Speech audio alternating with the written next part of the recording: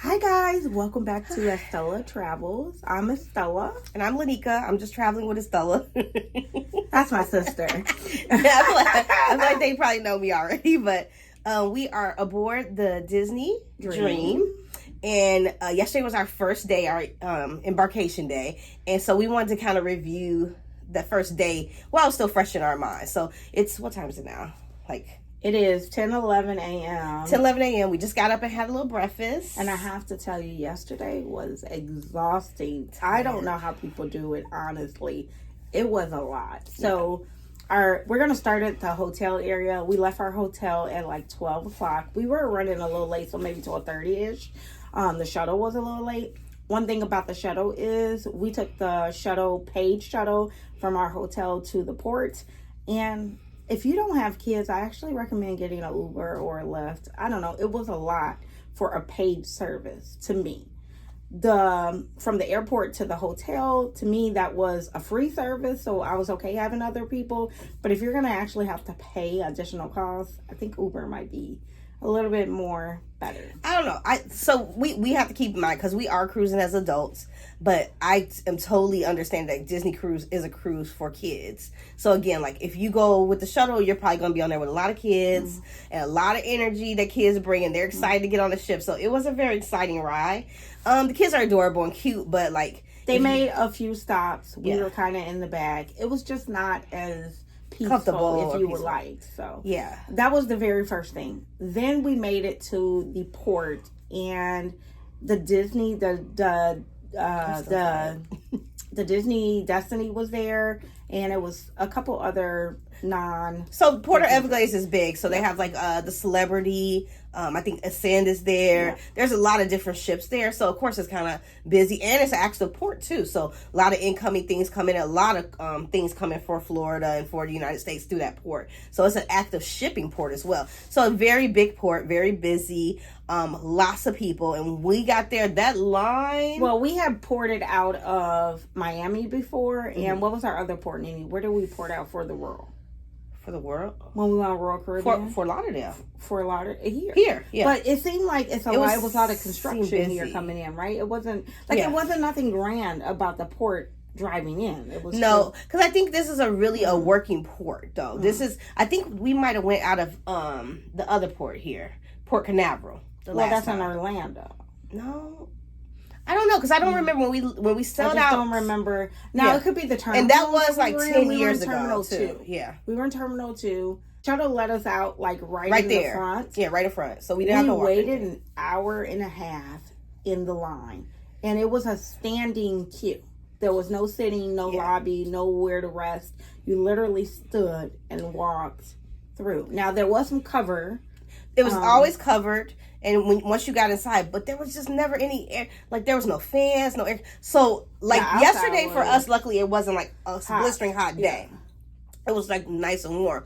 But doing that in June or July, I could have. And with little kids, and the kids was all there. It was like I felt for the parents, because I'm like, it's a lot, trying to move littles. I know how that is. And I feel like as an adult, if you're getting kind of agitated, I felt like the kids, I felt bad. Yeah. I just felt from Disney, I was not because I feel like we just cruised Carnival. And like when we got into the port, we got in, and they immediately had all these and they had different sections for you, depending on what boarding group you were in. Yeah. And then they called you from your seat, and then you went and you did all your things, and then you got right on the ship. It was so much faster. To me, in that department, Carnival was better. We don't really remember the Royal Caribbean process, because that was like 12 years ago or something. Yeah. But I don't know, Disney, you're gonna have to step it up in that. I wasn't expecting that from Disney. I felt like there should have been like, I don't know, I just felt like it should have been more. And like the people are nice, don't get me wrong. Like the attendants are nice, but they're not like Disney nice. No, we haven't experienced. They're regular. They're regular nice. I don't know. We haven't experienced. Again, not bad customer service by any means, but not no magical moments. Not yet. Anyway, on day one. Yeah. So as we boarded, I got a magic band, and my sister did not. We've quickly realized that you should probably get a magic band if you are inclined to lose things, because this is always on your wrist. You go like this and you can get in. So I suggest this if you're a person that always like misplaces things. Yeah.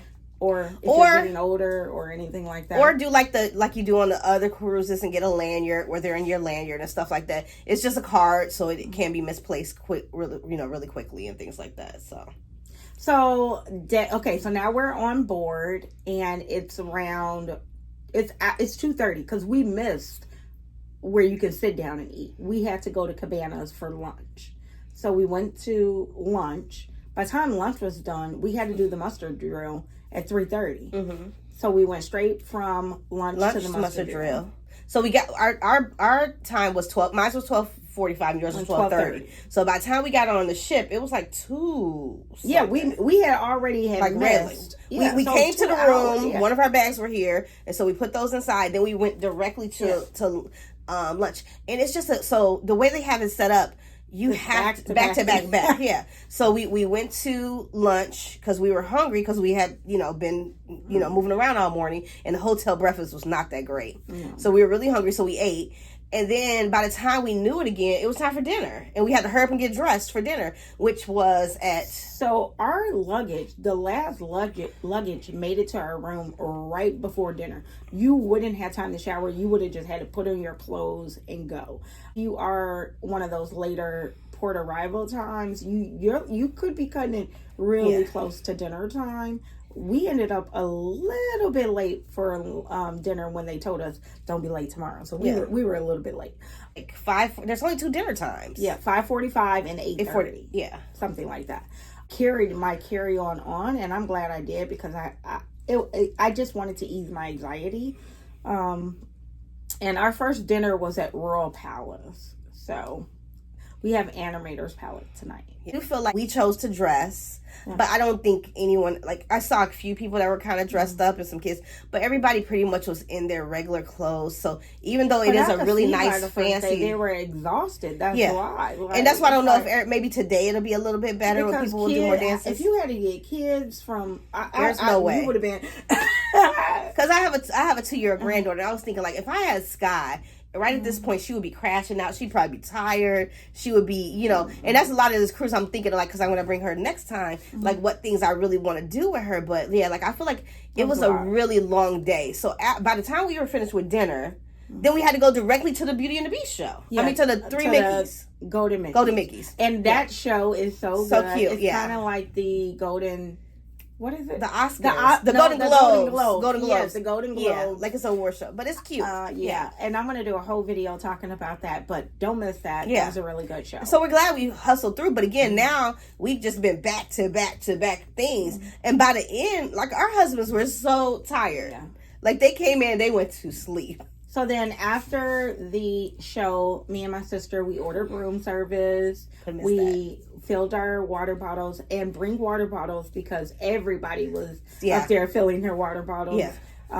So you can have something to drink in the room, if you want water, but you can do soda or whatever you want. But just me, I like to have a little bit of water in the room or something, but I don't require a whole pack of water. Yeah. The last time on Carnival, we bought a big case of water. We ended up not drinking them all, so we just felt like this time that was a waste. But everyone was up. Those are the stations except for the one on the pool deck. The one on the pool deck is 24 hours a day, so you could always get water or something to drink there. And then we came back and we decorated our door. I don't know. It had to be 11 p.m. or something at that point. We still up. And we had so much fun decorating the door. I'm so glad I did that.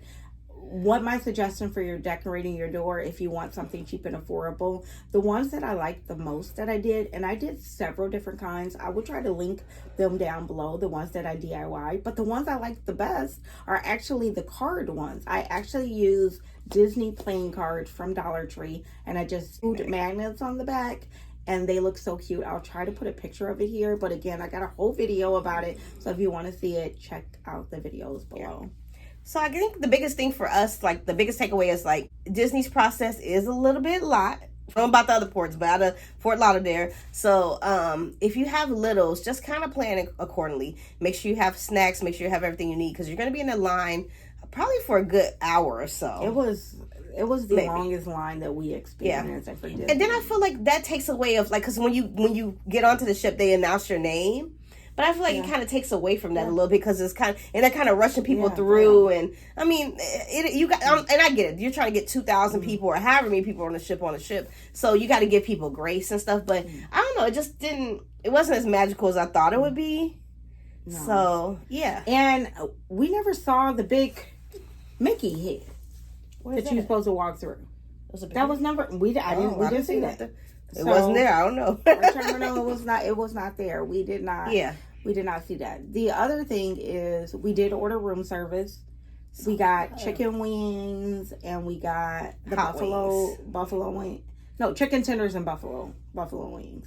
And that was good. All good late at night. And we got the Mickey bars, but that was my second ice cream of the day, so I didn't finish. She ate most of hers. I liked mine. But room service was good. We gave them $8 for the tip.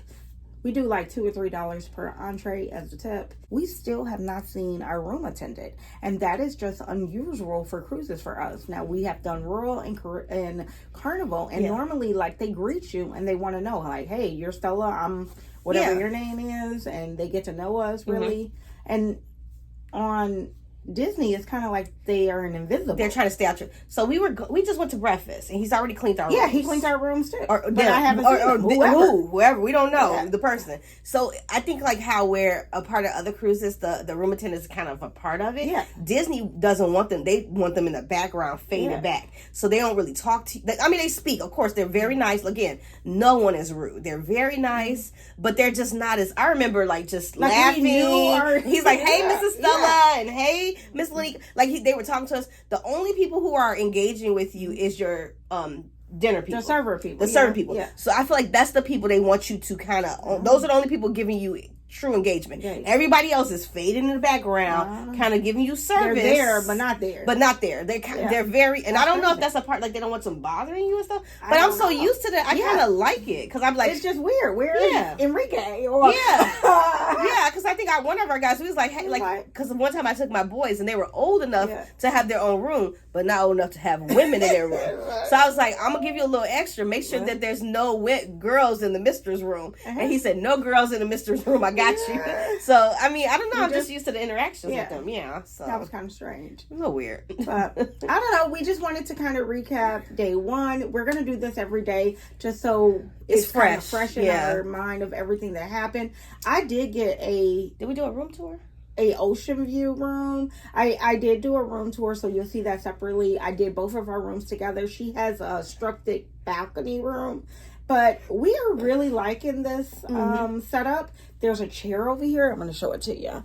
And me and my husband has just been sitting in that chair and looking out the window. It is so good. I mean, we love it. We will get this room again. But I feel like, why didn't they give you 2 chairs? Obviously, I don't know. Here. So my husband takes this, and I'm like, can I? Yeah. Can I get a chair? I like the little that chair. I guess you. But and the first thing I did feel about the Disney rooms, they're very much smaller compared to other rooms. Now, Disney cruise, your regular money don't stretch as far. So this is a regular family room, family suite. Even though we only got 2 people. When we go in Carnival, we're in suites. Yeah. So she's comparing this room to a suite. But even I feel like my regular one, like when you walk in, I'm 4'11" and I could touch both sides. Like I'm not a big person. Yeah, the door is very thin. It's thinner than your average refrigerator door. Like 2 people could not come in together. Yeah, and then like. I mean, again, for it's me and my husband in a room, and then you're and husband, so it's fine. It's very cozy. Yeah. It feels. But if I had a bunch of kids jumping around here, there's a bed that comes down here, like from the ceiling. Yeah, that's where. And then somebody else could sit here. I mean, they do have this nice curtain that partitions it off and kind of gives you a little privacy, but. I don't know. I just think you got to really like your family. I can see my kids be crashing out. Your little kids be crashing out. I don't know, teenagers. I wouldn't advise it. And again, like you're only in your room a little bit, but it's a lot. It's a lot, yeah. Okay, guys, that's going to be it for today's video. I hope this was informational, and I will see you in the next one. Bye.